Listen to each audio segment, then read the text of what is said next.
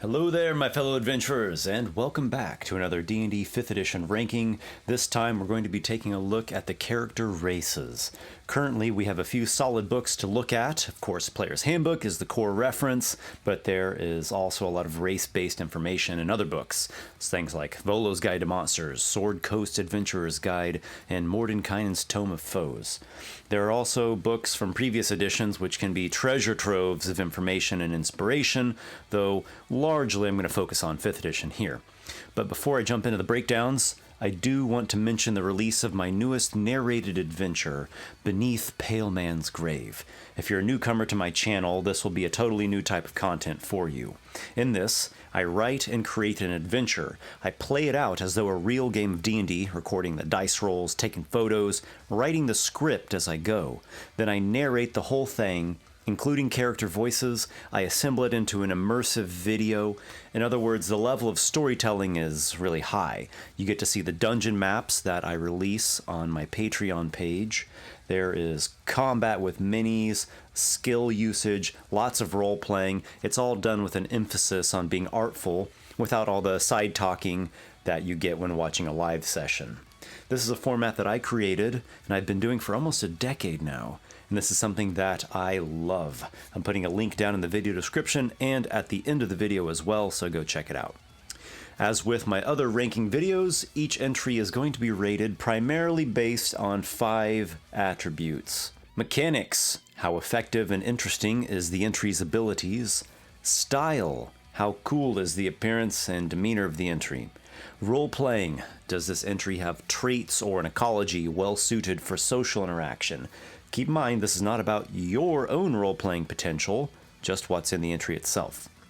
Lore: how inspiring and engaging is the entry's story. And versatility: how much can this entry take on various roles and express itself in many ways. If you want to see a more detailed explanation of what all goes into these rankings and how I come about the attributes, check out the video in the card here. And as usual, the entries are going to be placed into tiers F through A. I will preface this by saying that I think all the races in D&D are good in some way. I wouldn't tell someone to never play a certain race or class, or for a DM to never run a certain monster.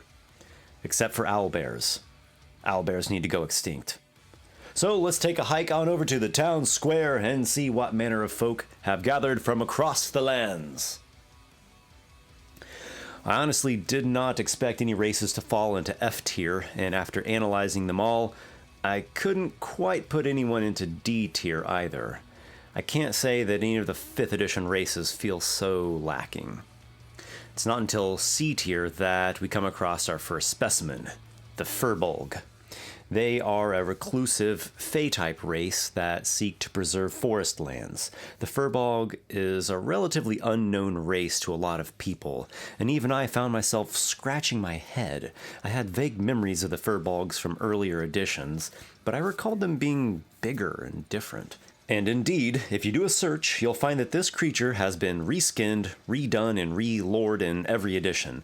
They've gone from giants to savage Feywild masters of the wild hunt, to now peaceful, isolated forest folk. The Furbolg has its roots in Irish mythology. According to legend, they were one of the early peoples to settle that land. After ruling for a time, the supernatural and powerful Tuatha drove out the Furbolgs. They went eastward and settled in ancient Greece. They became enslaved there for many years. The word Furbolg translates into men of bags. As lore says, they carried large bags of soil to fertilize the rocky landscape of Greece. They eventually won their freedom and made a long flight back to Ireland, similar to the biblical story of the Israelites in Egypt.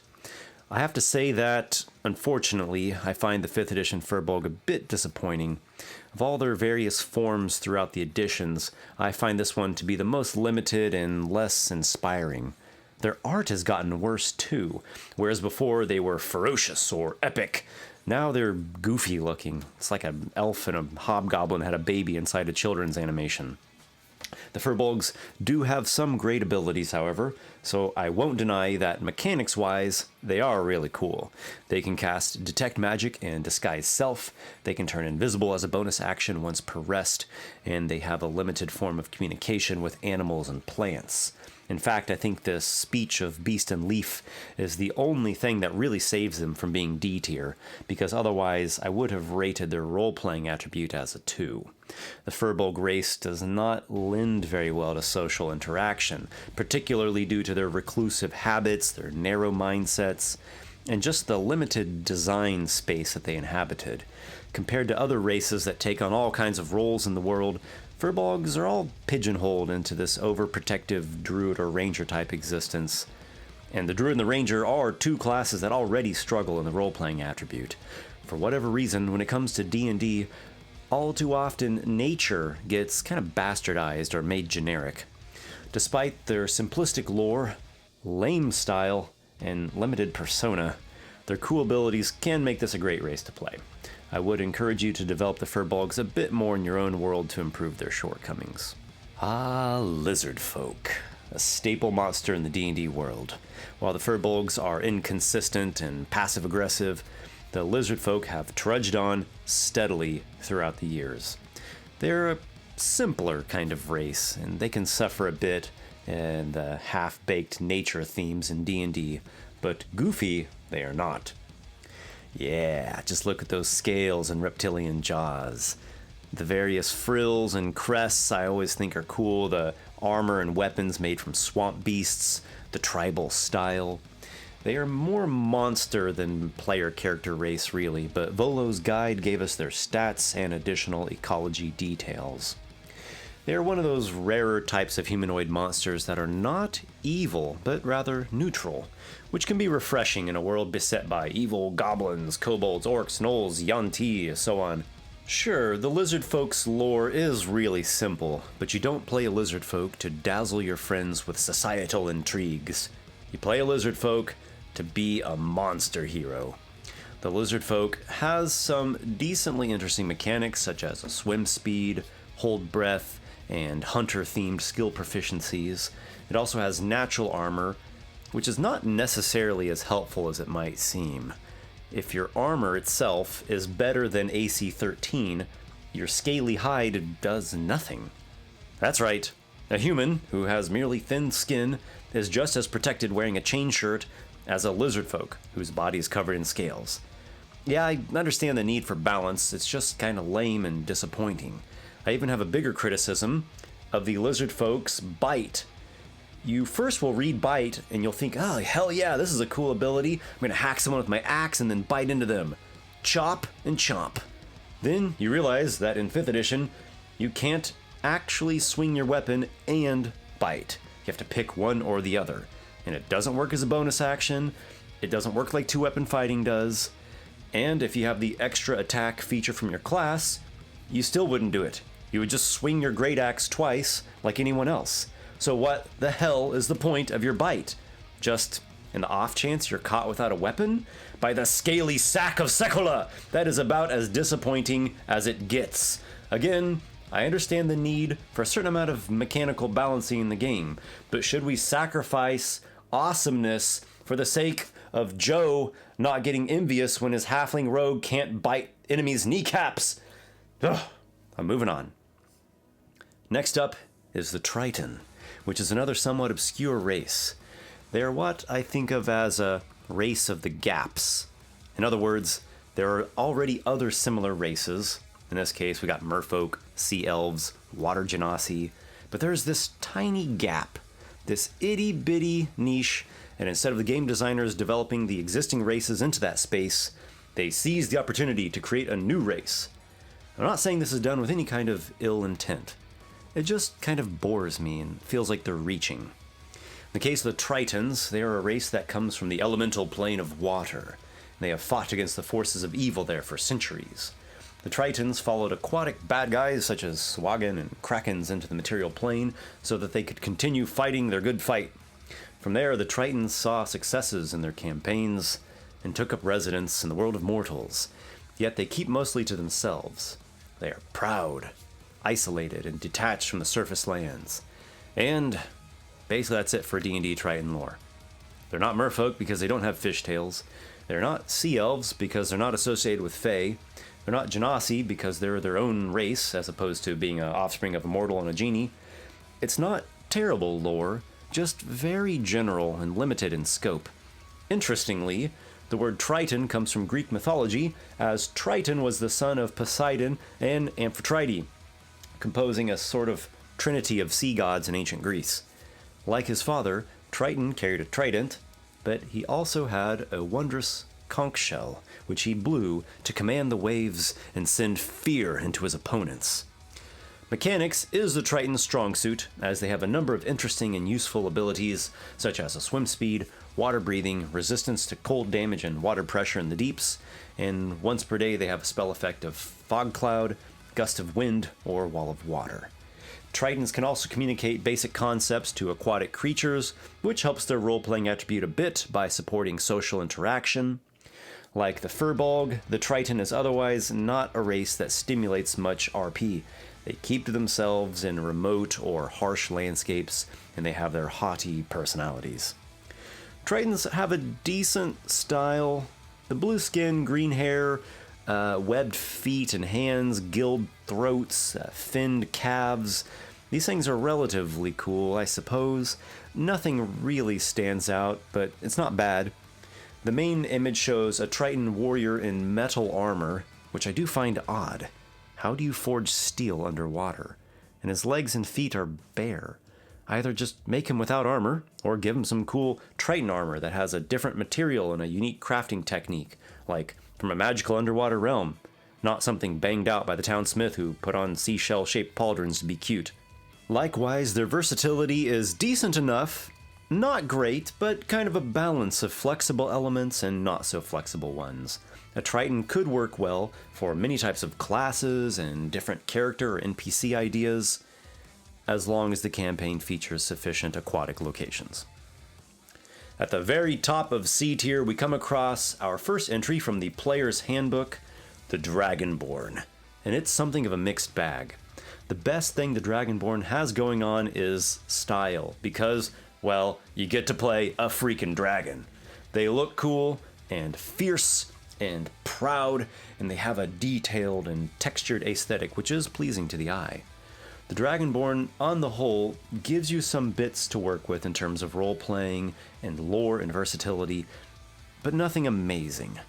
Dragonborn form into clans, which are fiercely proud, putting the clan foremost, even above the gods, and they seek excellence in skills and crafts, so they are reminiscent of dwarves in some regards. The race was originally hatched out of eggs by dragons, or perhaps a dragon god, but how? Why? And for what reason? The books so far are vague and give us little insight into the Dragonborn. What is so unique about their craftsmanship? Do they have some developing kingdom or a singular mecca of Dragonborn majesty? What have they invented? What have they contributed to the world? Are there any ongoing racial stories that are interesting? The race breaks down the most when it comes to mechanics. That is very unfortunate, as I do not recall them having this issue in 4th edition.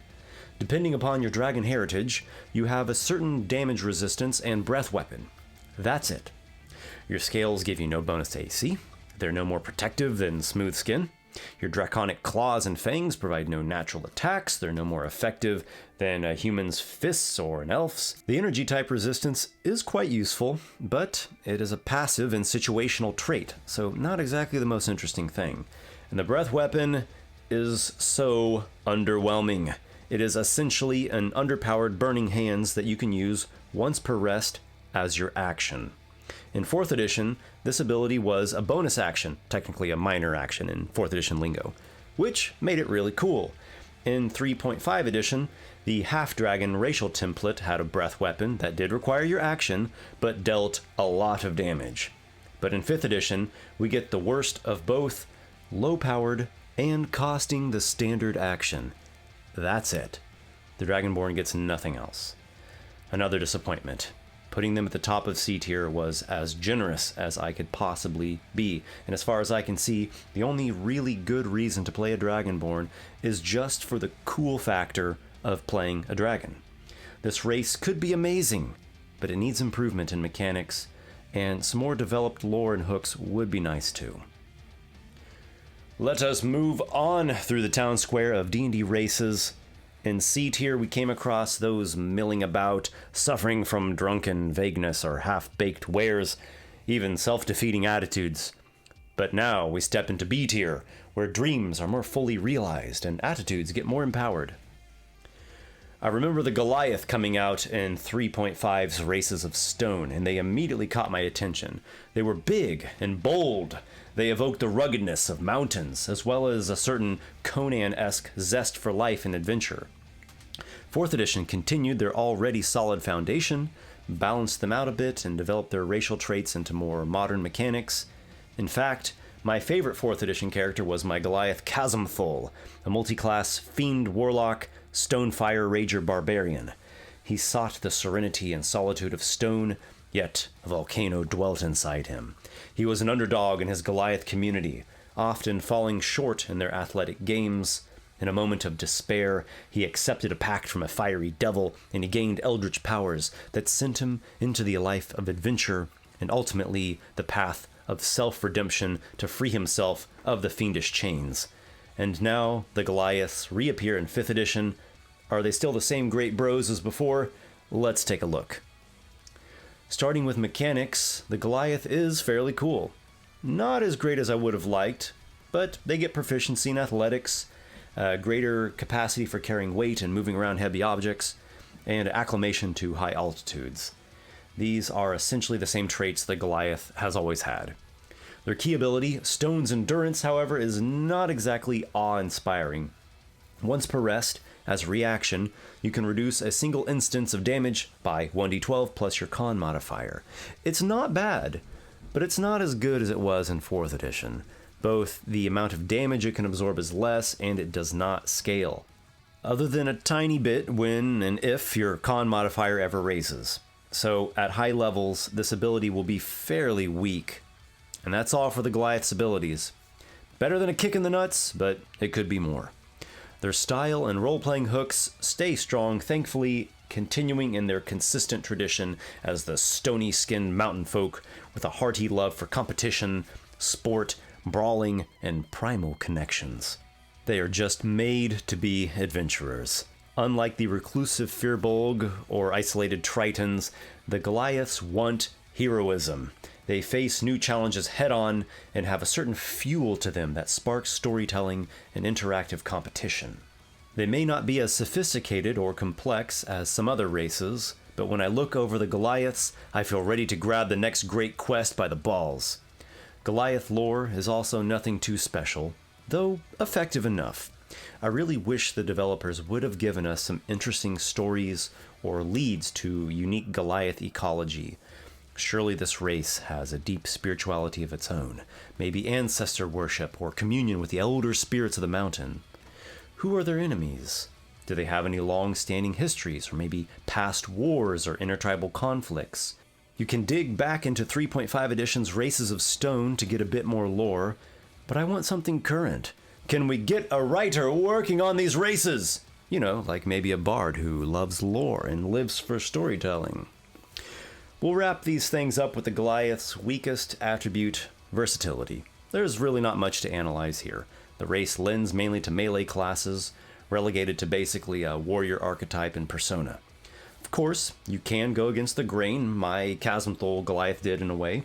You can make a Goliath wizard if you wanted, and it'd probably be a fun and interesting character. But remember, that is you making it interesting. The Goliath race itself doesn't do you very many favors.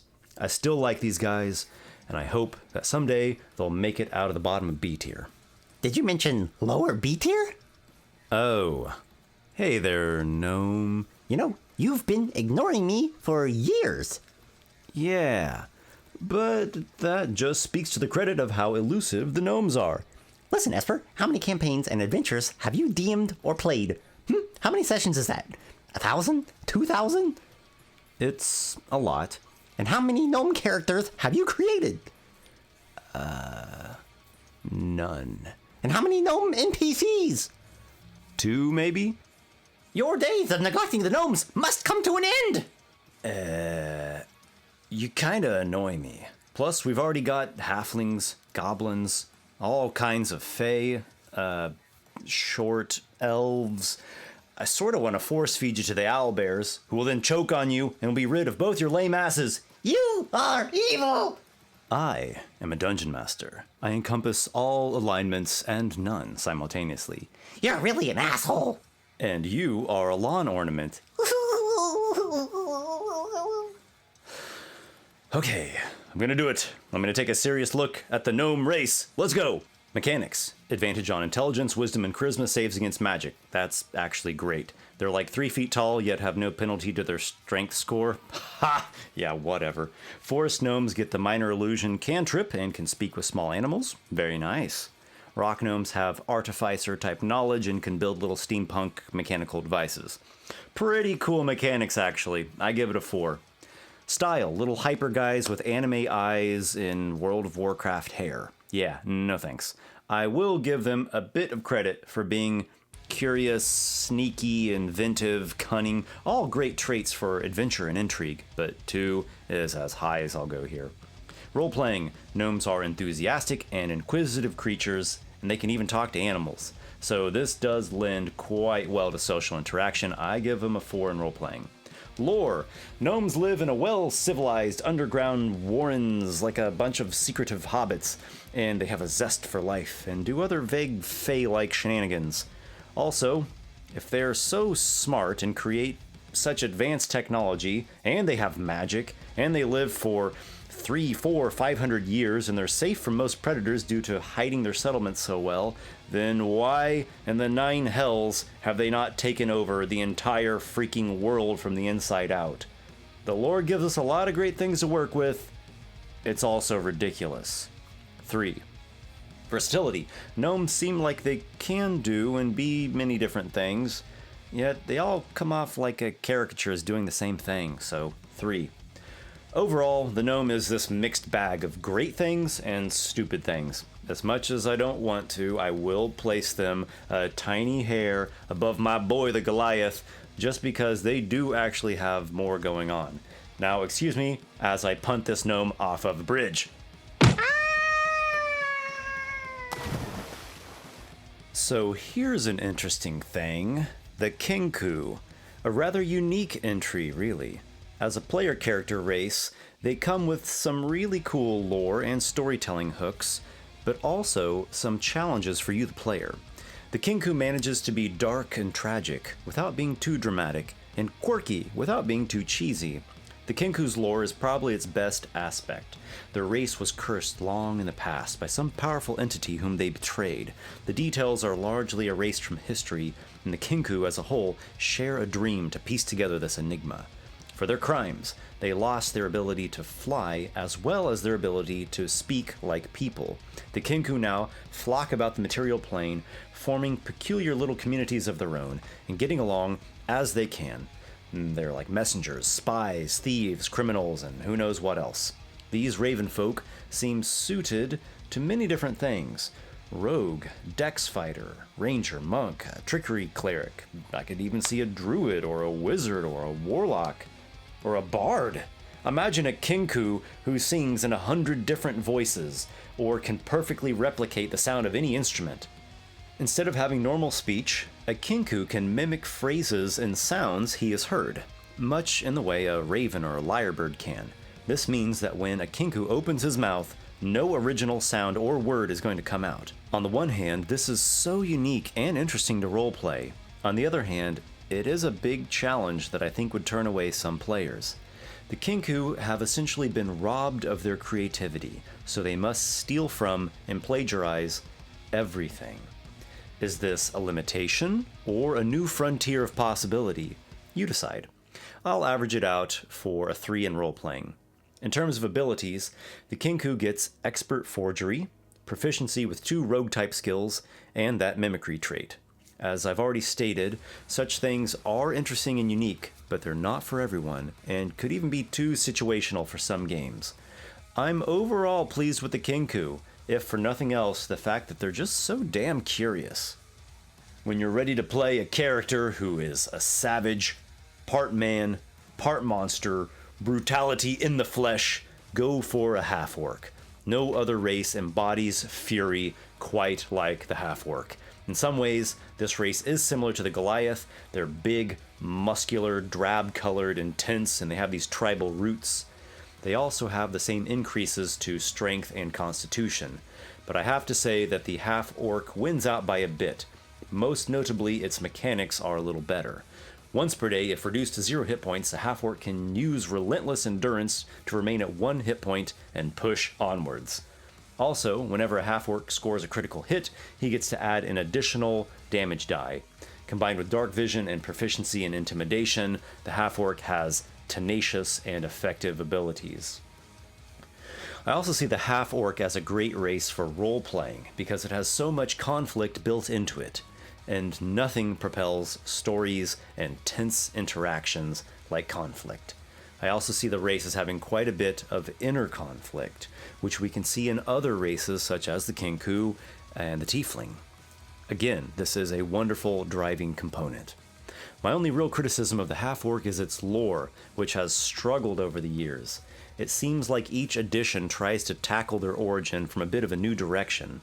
Half-orcs, like pretty much all core races of D&D, trace back to J.R.R. Tolkien. In Middle-earth, the Dark Lord Sauron created the Uruk-hai, which were especially strong orcs that had some human-like traits.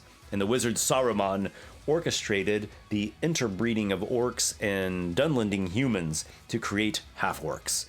These origins and their associated lore are fantastic.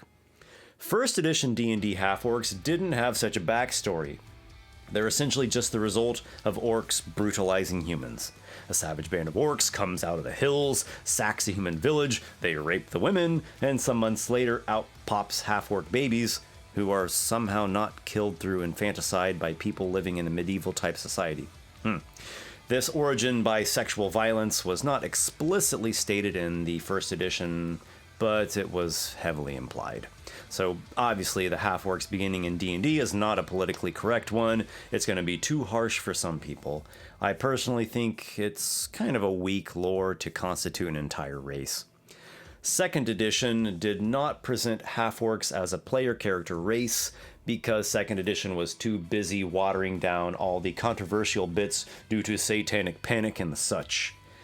And we all know how well that ended up. Third edition brought half-orcs back into the player's handbook, and they weren't a great race mechanically speaking, and their origin lore still hadn't really developed. Fourth edition made great strides for the half-orc, giving them better mechanical options and presenting some great lore ideas. Here are some options. When the elven god Corellon put out the orc god Grumpsh's eye, his blood fell down onto a tribe of humans in the world and transformed them into half-orcs. Or a hobgoblin empire interbred humans with orcs to create a race of soldiers who were easier to command than pure-blood orcs. Or a brutal human tribe chose to breed with orcs in order to strengthen their bloodline. Or the god Kord created a half-orc warrior race by fusing what he considered to be the best elements of humans and orcs. None of these options really got developed, but they are all solid hooks. Now comes 5th edition, which for some reason gives us my least favorite half-orc lore yet. It says sometimes human tribes and orc tribes band together to fight a common enemy, and when they do, they use marriages to seal their alliance. Well, isn't that nice and tied up with a pretty bow? I am aware of how marriages have been utilized to seal alliances throughout history, but with orcs? I, Crunk, take thee Elizabeth to be my wife, to have and to hold, faithfully, till death do us part. Imagine being the poor lad who had to marry an orc girl. Ugh. And this is the origin of a whole race. For as much flack as 4th edition caught for being too mechanical, and it was, I always thought that 4th edition really had some great lore. I honestly miss it at times, like with the half-orc here. Well, I'm glad the half-orc is otherwise going strong in 5th edition, and I consider him to be a solid B-tier bro. So we've already seen races that let you play a monster, but how about one that lets you play an angel? Well, not exactly an angel, but a celestial touched or half-angel type character. We find the Aasimar in Volo's Guide, and it is another solid entry. This race descended from humans who were infused with divine essence from Mount Celestia, which is basically the heaven of D&D, where dwell angels, archons, noble dragons, and deities of goodness and justice. Each Aasimar has an angelic guide, typically a deva, who communicates to the Aasimar in prayer or dreams, offering counsel in the Aasimar's life quest to strike down evil. When traveling, Aasimar are known to don hoods and other clothing that conceals their nature so as not to draw the attention of villainous evildoers who want to target them. Despite all this holy talk, the Aasimar is a mortal, with free will, flaws, and temptations. In fact, the fallen Aasimar is one of the sub-races presented in the book. I'm glad for this, as things that are too holy and bright and all-perfect are often not the most inspiring when it comes to storytelling. Honestly, I'm quite happy with the Aasimar overall. They have some strong points without any really big shortcomings. I will admit that the Tabaxi is a race that I have always neglected. Maybe not neglected, but they just never really caught my attention. I guess to me, catfolk are always just this medium interesting race in fantasy games. I love cats, both domestic cats and wild big cats, and I like a number of other beast folk monsters like gnolls, lycanthropes, minotaurs, etc. But it just seems like every catfolk in every game or every homebrew is the same. It's dexterous and quick, keen eyes and ears, and stealthy. Yes, cats are amazing hunters. But humans are amazing hunters too, so it's just really not enough to grab me.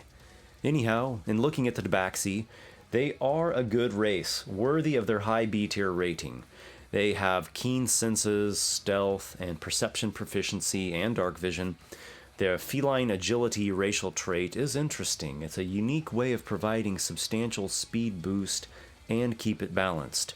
The cat claws trait frustrates me like the Lizardfolk's bite, but it has a big secondary benefit of providing you a 20-foot climb speed. Climbing is a great feature in both exploration and combat scenes. The Tabaxi are journeyers from an exotic, distant land, driven by all manner of motivations from wanderlust and curiosity to a desire to collect hidden treasures or precious secrets, or they might just have a consuming obsession to travel the world. There's even a Tabaxi obsession chart that you can roll on. This all works well for a D&D adventurer, though it could have been developed more or include some more unique details. How do the Tabaxi travel so far? Do they build some kind of sea vessels? Do they ride exotic mounts? Do they just walk, climb, and swim their way across the wide world? Also, another odd detail I noticed, the entry states that Tabaxi speaks Common, plus one other language of choice. If they're from some faraway land, why is Common their language? Why don't they have their own language? None of the Tabaxi's shortcomings are deal breakers, though, and I could see people playing many different kinds of Tabaxi. Thumbs up for a bit better than generic catfolk. Continuing in the vein of exotic races, we come upon the Genasi from the Elemental Evil Player's Companion. They are another spawn of something banging a human race. In this case, they come from genies who knock up mortal women. I'm not sure how often this would happen, so again it strikes me as somewhat of a weak origin for an entire race. Anyhow, the Genasi varies quite a bit depending upon which element he is associated with. The baseline Genasi all get +2 to Constitution, only that, and each subrace builds from there. Air Genasi get +1 Dex, Endless Breath Holding, and Levitate once per day. Earth Genasi get +1 Strength. They are unhindered by difficult terrain of dirt and stone, and they get Pass Without Trace once per day. Fire Genasi get +1 Intelligence, Dark Vision, Fire Resistance, the Produce Flame cantrip, and Burning Hands once per day. Eat your heart out, Dragonborn. And Water Genasi get +1 to Wisdom, Water Breathing, Swim Speed, Acid Resistance, the Control Water cantrip, and Create or Destroy Water once per day. There are a lot of options here. Most of them are quite good. A Genasi looks like a human or whatever his mother's race was, but with skin and eyes colored like his associated element. Under certain intense situations, minor bits of the element of itself may manifest from the Genasi's body, like a variation of an Afriti, Jin, Merid, or Dao. This is cool enough, but something about it just doesn't fully sell me. Maybe I get kind of bored with races that have just a touch of something exotic or monstrous, and I simply want the whole thing. Or maybe this comes off a little cartoonish. Something in their demeanor seems kind of lacking. It's hard for me to put my finger on it. Probably the best aspect of the Genasi is their high versatility attribute. If we can get past the underdeveloped lore, we have an incredibly varied race that is primed to be anything and do anything. I could feature Genasi throughout an entire campaign and do so much with them. I also remember the Abyssal Genasi from 4th edition, which gave us new subraces Void Soul, Cinder Soul, Caustic Soul, and Plague Soul, which would add an extra layer of grit and versatility. Near to the top of B tier, and probably standing on someone else's shoulders, we find the Halfling. Kind of like gnomes, but less annoying, and not fey. And they have some great abilities too. Check out Lucky. Whenever you roll a natural 1 on attacks, skills, or saves, you can make 1 reroll. Every time. Outstanding. Halflings also have advantage against Frightened, and can move through the spaces of medium and larger enemies. The Lightfoot Halflings can make stealth checks to hide behind bigger characters, while the Stout Halflings have resistance to poison. Really good stuff here. My least favorite thing about the 5th edition Halflings is probably their art. The big fat heads with tiny hands and feet is just awkward. Their personalities are pretty nice, essentially down-to-earth, kind folk, curious ones.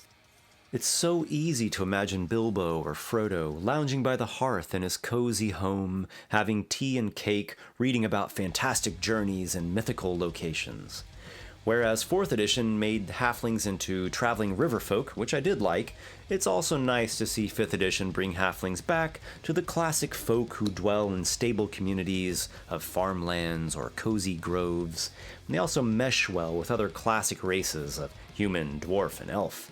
Nothing in the halfling lore really grabs me, but it's not bad. And they're a race well suited to all kinds of interactions and different kinds of characters. I do find it odd they have no decrease to strength, just like the gnomes, but whatever, it's 5th edition, the system is so smooth and so fun, I can just roll with most of the quirks. The Dwarf.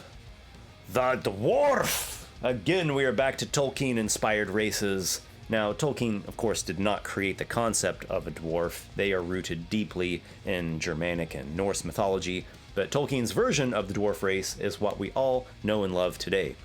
Really, the majority of modern fantasy all flows from Tolkien, so it's no surprise that a lot of these races and creatures of his are so ever-present.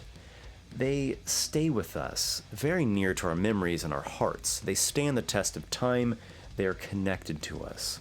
The dwarf represents industriousness, craftsmanship, endurance, stubbornness, tradition, and even the gatekeepers to the realms below the ground. While they are somewhat samey with each other, they have a deep lore that stretches throughout all the D&D worlds and beyond. Mechanically, the dwarf is a fair pick with some good static traits. Nothing too interesting, but he has dark vision, resistance against poison, proficiency with dwarven weapons, and a set of artisan's tools, and stone cunning to help identify stonework. The hill dwarf also has a bit extra hit points, while the mountain dwarf has proficiency with light and medium armor. Other points that could be better with the dwarf are its style and versatility.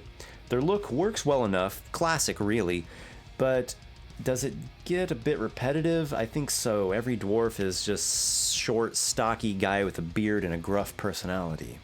Also, they never seem to branch out widely in the way that humans and elves do. Outside of barbarian, fighter, ranger, and cleric, there are very few dwarves. Maybe a monk or a druid here or there. Oddly enough, the mountain dwarf, which is supposed to be a subrace of mostly warrior types, often appeals more to spellcasters who want the light and medium armor proficiency, because the barbarian, fighter, ranger, cleric already have that armor training. Another strange note is that the dwarves suffer no speed penalties for wearing medium and heavy armor. But in 5th edition, medium and heavy armor already do not decrease your speed as long as your strength is high enough, 13 or 15 depending upon the armor. Also funky is stone cunning, which gives you an automatic double your proficiency bonus on knowledge checks about stone. Shouldn't it just be advantage?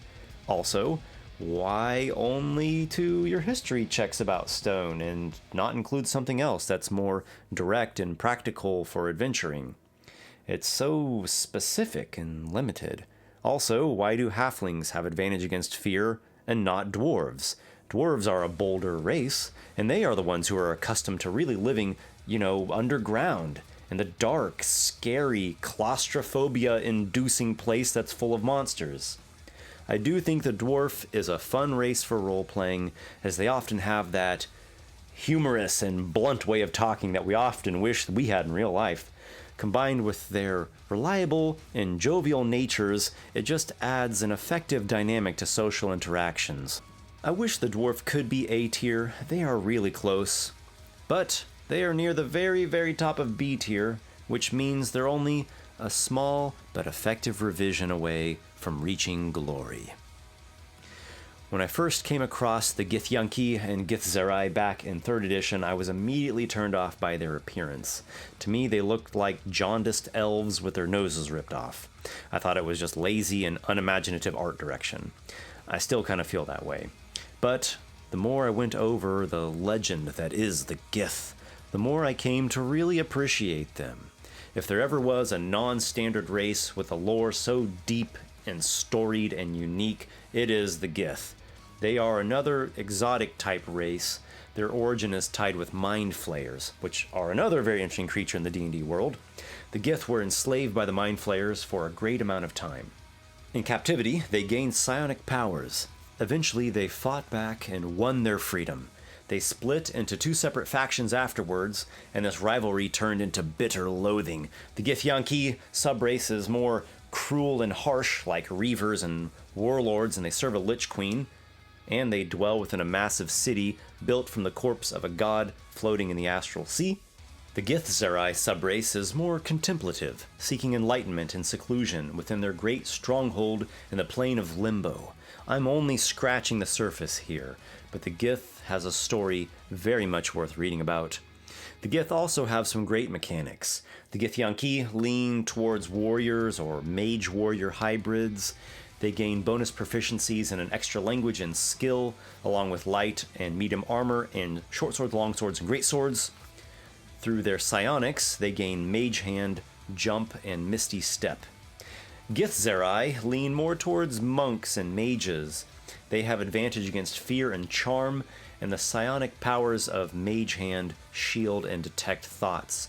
Both are excellent choices with power and interesting options for various scenarios. I do think their appearance could be better, and this unfortunately holds them back from A tier. The overall tone is cool, but for whatever reason, D&D insists on the atrocious look. The splotchy skin like a retirement home resident, baby snot and puke colors, bony bodies like a lich, unoriginal elf ears, and the hacked-off noses. Gods, they almost look undead. But anyways, the Gith are great, and I cannot think of a better race to cap off B tier. The last several races we've seen are satisfying for sure, and now A tier is even more so. We approach the dais of heroes in the town square, the upper echelon of those races that give us so much.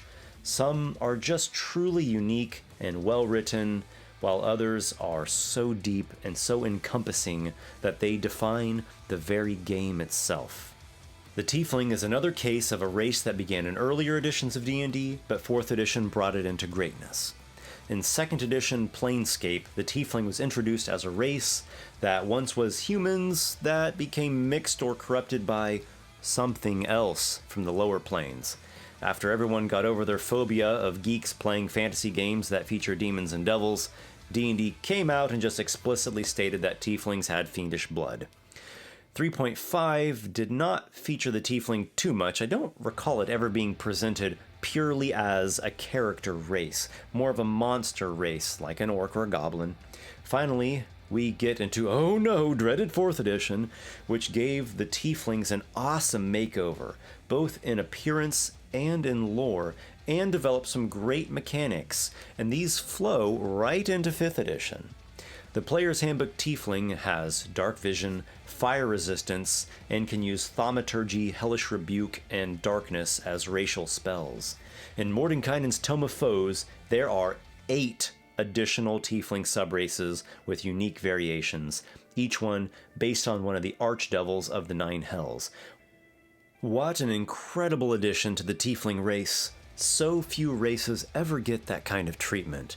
It just goes to show how the deadly sins will pave you a road to hell, but it's going to be an interesting story to tell.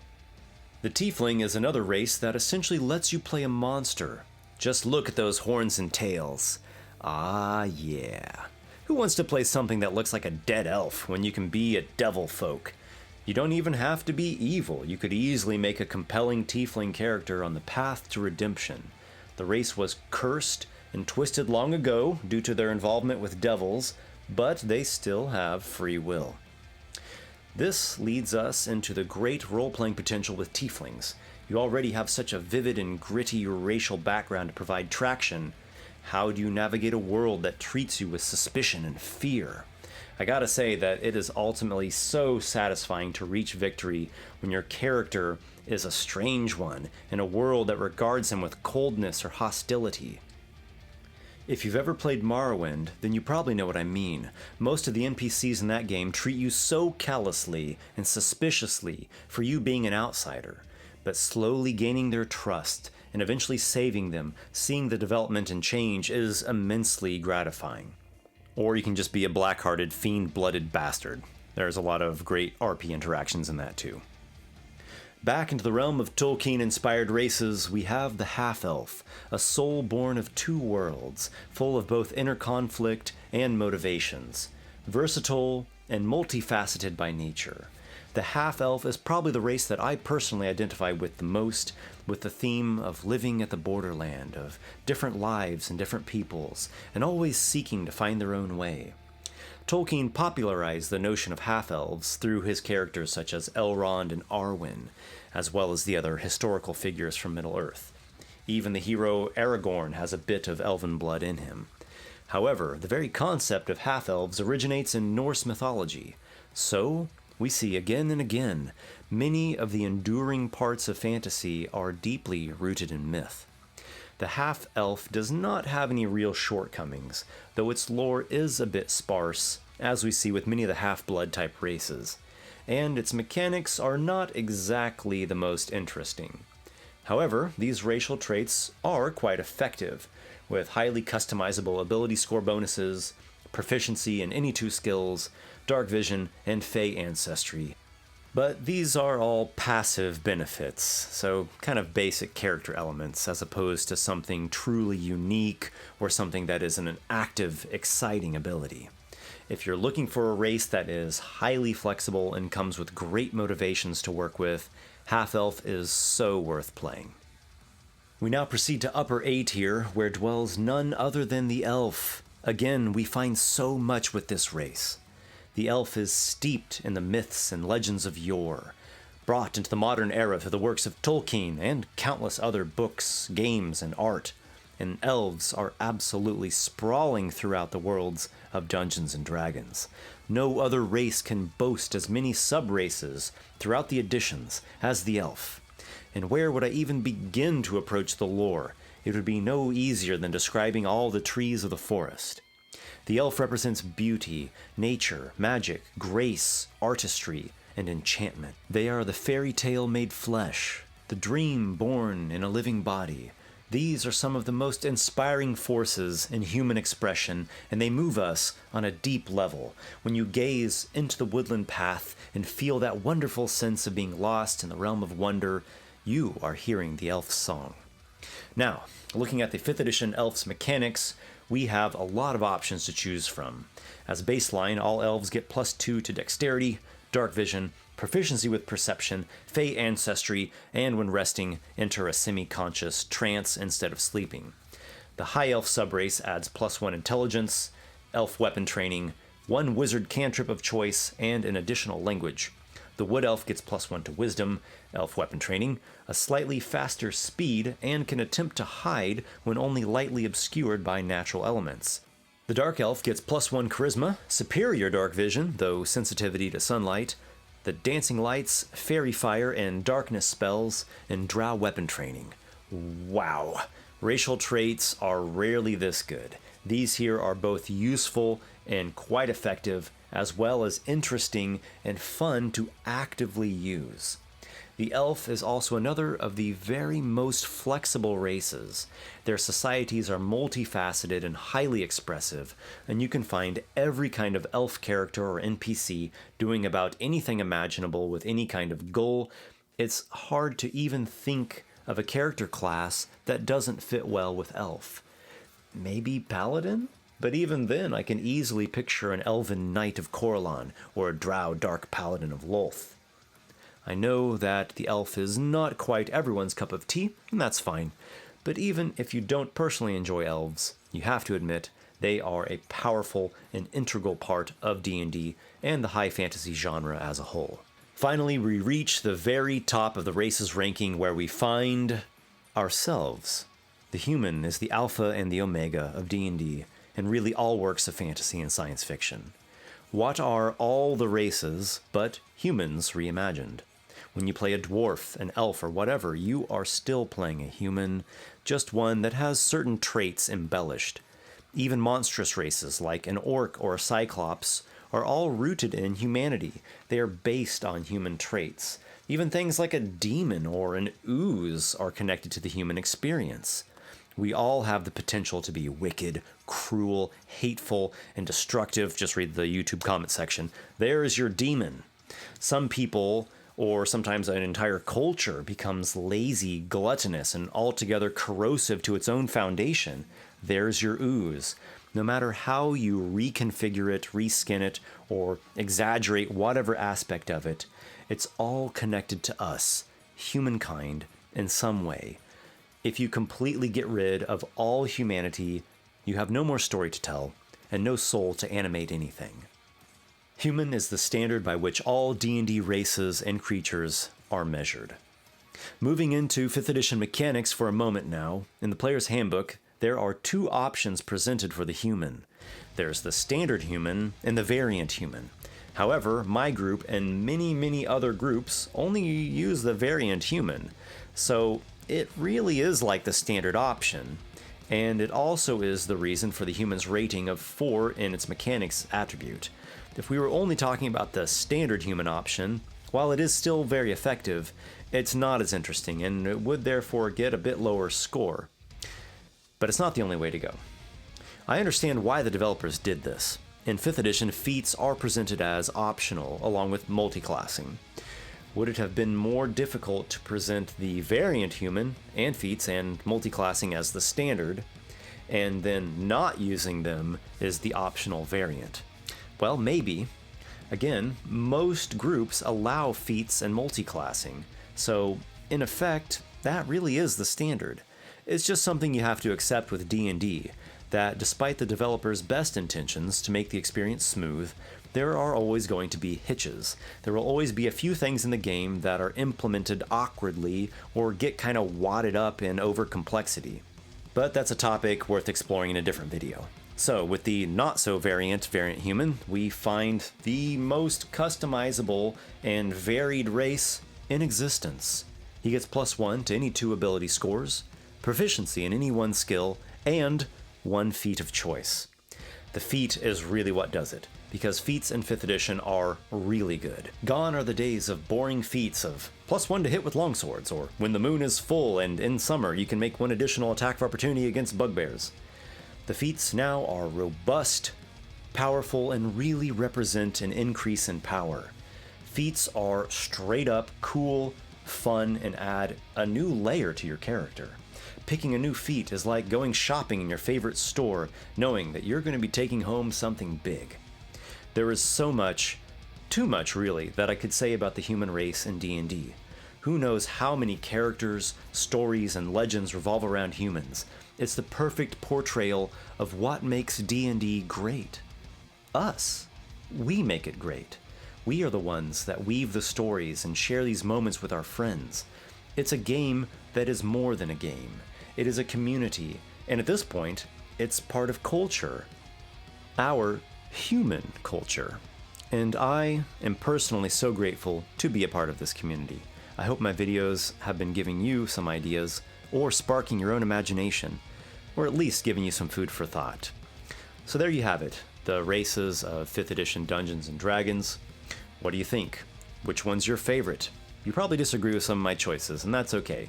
This game has so many different factors and moving parts going on, plus personal tastes are in the picture, so there's really no way to make one set-in-stone answer that is the ultimatum for everyone.